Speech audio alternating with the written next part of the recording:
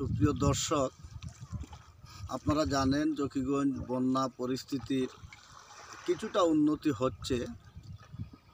আমরা জকিগঞ্জ উপজেলার 2 নং বীরশ্রী ইউনিয়নের বাল্টিমারা গ্রামের একটি বিলের মাঝে মাছকান্দি বিলের মধ্যে রয়েছি। আমরা চেষ্টা করব আজকে এই এলাকার কিছু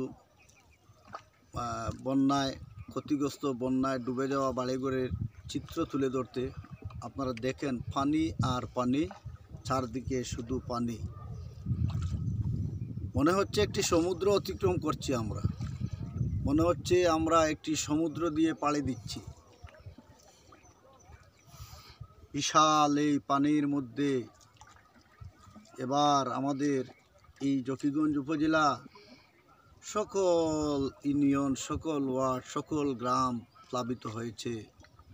এবারের বন্যা জকিগঞ্জের যারা মুরব্বী রয়েছেন, যাদের বয়স প্রায় 90-95 রয়েছে, তারা বলেছেন 100 বছরের ভিতরে এমন বন্যা আর দেখেনি।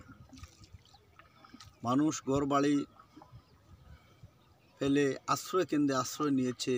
মানুষ অনেকেই আত্মীয় স্বজনের বাড়ি কোনোভাবে পাটা দেওয়ার জায়গা পেয়ে সেখানে আশ্রয় নিয়েছে। এমন পরিস্থিতি, কঠিন একটি পরিস্থিতির মুখোমুখি হয়েছিল আমাদের জকিগঞ্জ। আল্লাহর রহমতে কিছুটা পানি কমছে।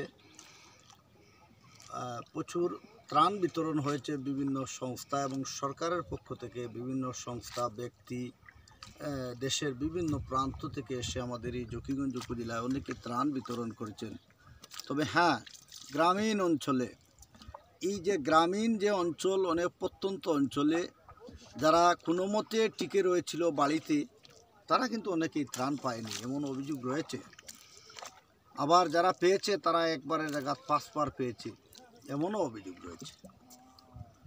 ধন্যবাদ, সাথে থাকুন। আমরা আজকে একটি ভিডিও চিত্র আপনাদের সামনে তুলে ধরব, চেষ্টা